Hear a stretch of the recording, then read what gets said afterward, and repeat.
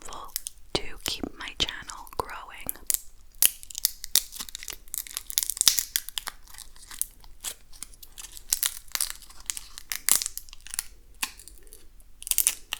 And also, if you're interested in getting a coldest water bottle like this one, which I'm in love with, you I'm sure have heard me say it a lot of times, check the link in my description for a coupon code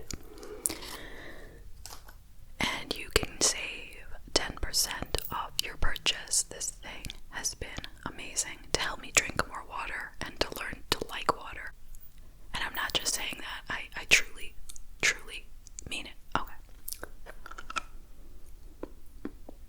This gum always starts really hard.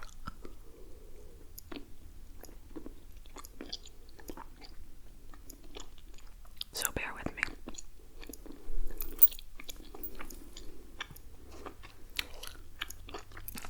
I've written down everything in this little notebook because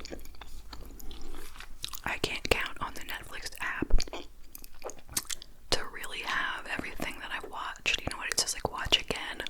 You think you can just look through there and find what you just saw, but for whatever reason it's not all there. So I wrote it down.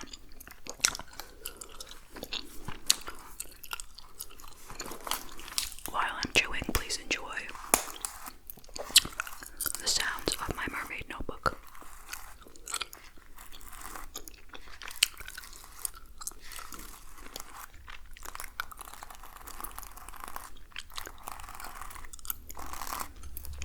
Okay, I think I chewed it enough. So, I am currently watching The Umbrella Academy Season 2. I did watch Season 1 last year, I guess, and I enjoyed it. I have to tell you, I could remember almost nothing. I am not good with these long waits. And even though they give you like a little catch-up thing, it's not that helpful to me. I mean, I knew the basic premise, so I was like, alright, it's okay, I don't have to remember everything. But as I've been watching, things have come back to me. Anyway, it's a pretty good show. And it's about these siblings, adopted siblings. You learn all this in the first season. They were adopted from all over the world. I think it was on the same day in the 80s. And each one of them has a special superpower. So, in this season, they time travel into the 60s. I'm not going to go into why they time travel or how they time travel because it has to do with the first season. Anyway, they time travel all separately. They all wind up, alone for a period of time until eventually they meet up and realize that they're all somewhere, to be found, and they get together in order to keep the world from going into an apocalypse. Okay? Similar story to the first season, but completely different circumstances, alright? Now they're in the 60s, and what I really like about this is that I love historical fiction. And especially like US historical fiction. So this goes into a lot of like the racial injustices and the whole JFK conspiracy theory and all that. So it's really good. I recommend it. It's not my typical kind of show to watch because I'm not into superhero stuff, but it's a lot different than the usual. So yeah, I haven't finished the season yet, but I'm enjoying it. I think I'm on like maybe the 6th episode or something. Okay, I just started watching today a documentary that just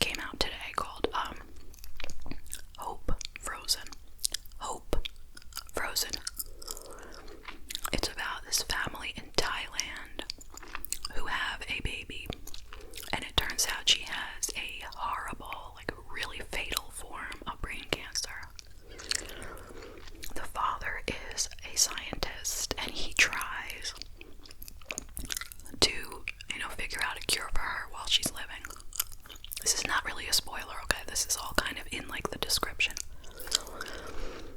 So ultimately, when he realizes that there's nothing that he can do or science can do right now, he decides, with his wife of course, to freeze her cryogenically.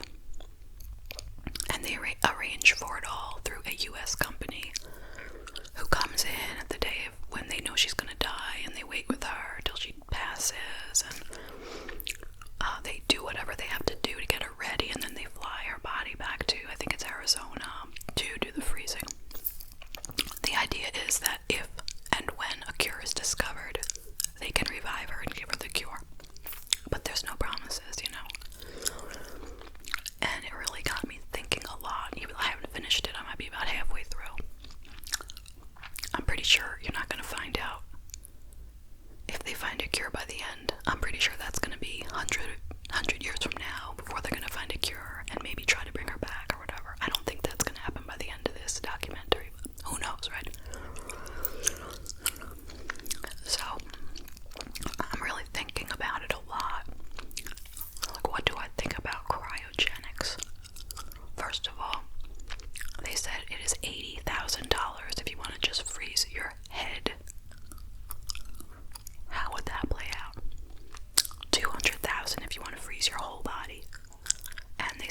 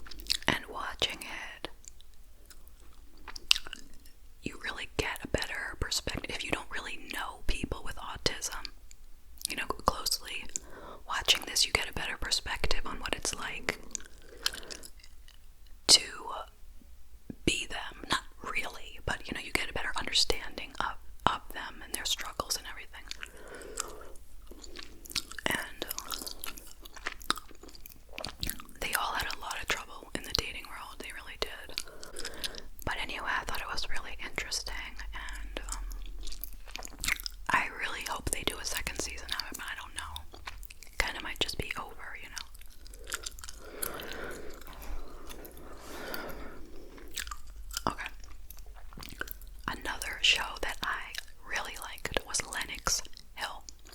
It's also a docu-series, if that's the right word. It's about a hospital in New York City, and I'm well aware of that hospital because I live outside of New York City. And it focuses on 4 doctors. They have like 2 neurosurgeons who work together. And they have a ER doctor, which has nothing to do with the neurosurgeons. And they have an OBGYN, also has nothing to do with the other ones. So I loved the stories about the neurosurgeons and what, seeing the patients they were working on and, following along with that. Very interesting. The OBGYN, working in like the delivery room. I just feel like, maybe I'm at a stage in my life where I'm just like, I've seen enough of that already. Maybe if you're a lot younger than me, then that's like new and interesting to you. But to me, I have seen birth on TV and movies and documentaries so many times, and I don't really have any more interest in seeing it anymore. Not because I'm against it, but I've seen that already. I get it, okay.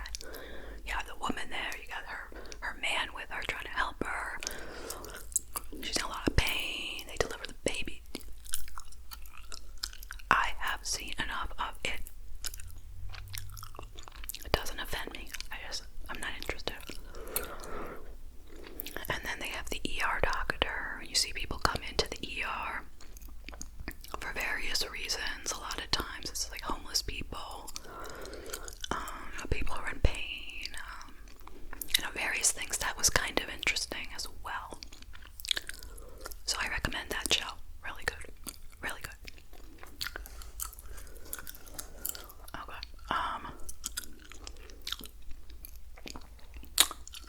I recently watched a movie called I'm Thinking of Ending It All. Not about suicide, okay, so don't worry. Not about that. I can't tell you what it was about, though.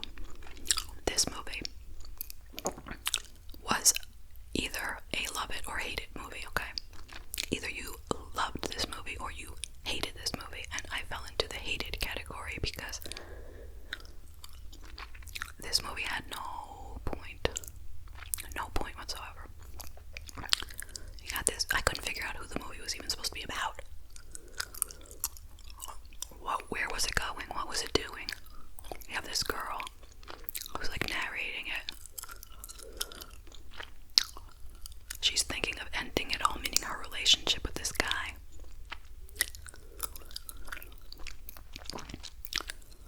And you can't figure out who's crazy in the movie because everyone seems crazy, so either the girl is crazy and she's imagining everything, or the guy is crazy and it's all really happening, or there's this third man who seems disconnected from the story, who's like a janitor, and something seems to have him connected to the story. This girl goes to her boyfriend's parents' house for dinner, and it's a bit of a drive, and her parents are completely crazy, completely whacked, and every other scene or so they seem to change age. Like at first they're like in their 50s, then all of a sudden they're like 70, then they're like 90. So I'm saying, is this supposed to be like the girl is like schizophrenic and she's imagining all this? Or are they supposed to be some kind of magical power weirdness going on here? I'm not even spoiling it by telling you this, because there is no spoiler to this. I haven't got the answer. I don't know what this was about. Okay. I just don't know. There's even like a musical number that they throw in there, maybe a few musical numbers. That really did it for me. I was clicking on the screen, skip, because I was watching it on my phone. I'm not watching anybody singing and dancing in this movie. This is not a musical. Skip.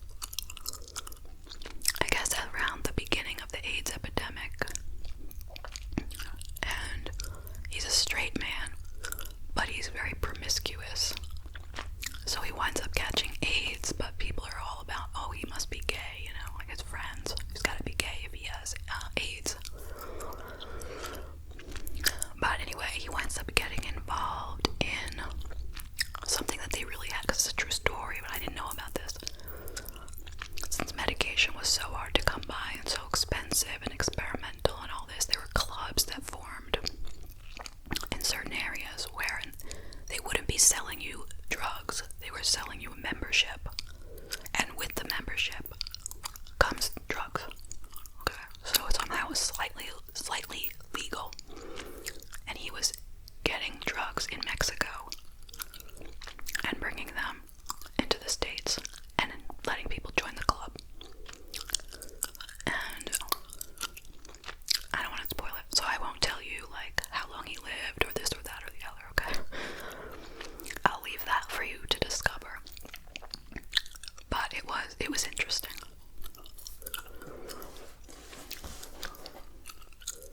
Let's see what else. The Theory of Everything is the true story of Stephen Hawking. I'm just gonna shake this bottle because I just spotted it and I want to. So, The Theory of Everything is, I believe, the story as told by his first wife. Okay, so I'm not spoiling it by letting you know that Stephen Hawking was a very, very world-famous physicist who was completely paralyzed by Lou Gehrig's disease, or what we call ALS, but they had a different name for it in the movie. And he was from England, but call me, I don't know what, I thought he was American, okay? Because he speaks with a machine, or he did. He passed away like 2 years ago, after the movie. The movie is from 2014, and he died in like 2018. Okay, so he was able to speak using a computerized voice, and it had an American accent, so I thought he was American, because I don't get out that often. So I'm just kidding, you know. But anyway, he was known for discovering the theory of everything. I have no idea what the theory of everything is, okay? But I guess it's a big deal because he was really famous. But the movie starts out with him in graduate school. Like, he had gone to Oxford for college and he was at Cambridge for graduate school. And that's where he met his first wife, while he was still well, or not known to be sick. But then at some point while he was there, he collapsed and they found out that he had this disease. And they told him he would live for like a couple months or something. Maybe a couple of years, maybe 2 years. I'm not sure, I've seen so many movies lately. But obviously, you know, he defied those odds because he lived up until recently. Anyway, his wife, the one who tells the story, the one who wrote the story, appears like such a saint. Like, wow. How she cared for him, and he needed so much care. Like, he needed 100% care. And they had, was it 2 or 3 kids? They might have had 3 kids. So he was able to have kids. They did mention that, okay? And she managed to take care of him and the kids. She did get some help, but it didn't seem like she didn't get very much help, okay? So I'm not going to spoil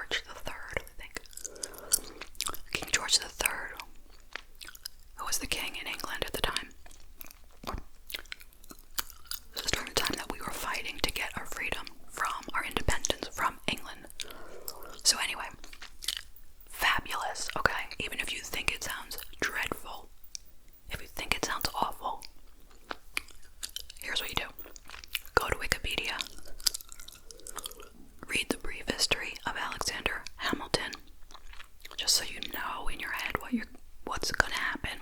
That's not really a spoiler. I mean, a little bit. It's gonna tell you who's gonna die and when, but we kind of know everyone's gonna die at some point, you know. And then go ahead and watch it. Now, a lot of the songs, the tunes will repeat throughout the show. Different words, same tunes. So by midway through, you're already like humming along. Even though in the beginning, you're listening to songs that are brand new. By the middle, you've heard them already, their tune, and you're humming along and you love it. And by the end, the songs are stuck in your head. You can't get them out. I had like a serious case of Hamilton songs in my head for weeks. Also because I went back and watched it over again a few times. And even listened to some of the songs like on YouTube and stuff because I liked them so much. So yeah. If it ever becomes like more reasonable, I would love to see it on Broadway, but the only disappointing thing is that the original actors are not going to be in it, you know. The Disney Plus version is from like the original cast in maybe like 2016, I think, and that cast wasn't even in it recently. You know, they already moved on. So you gotta get different people, which might be a little bit of a letdown, but you know, whatever. Anyway, totally loved it. Alright, should I do any more? Do one more.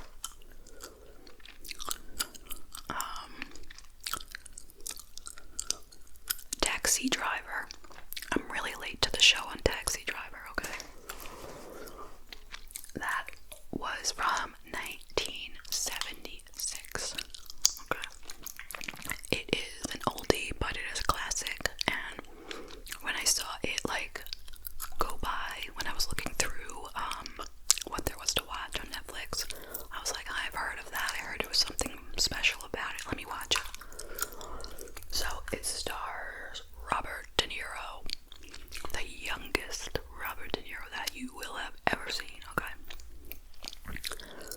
And he is a taxi driver, hence the name. And it also has in it Sybil Shepherd, the youngest Sybil Shepherd you've ever seen, and Jodie Foster, who is literally like a baby, okay? She's like 12, okay? Like, you have never seen that either. So those are the three big names in the movie. And, Robert De Niro, he's crazy, but like you don't really know what's wrong with him. You know what I mean? Like, you know from the start, even just by reading like the description, you know there's something wrong with him, he's deranged, whatever. He is stalking Sybil Shepherd, who he doesn't know, but he's like seen her, you know, you've seen her like walk across the street or whatever, so he's stalking her. And she's working on some kind of presidential campaign.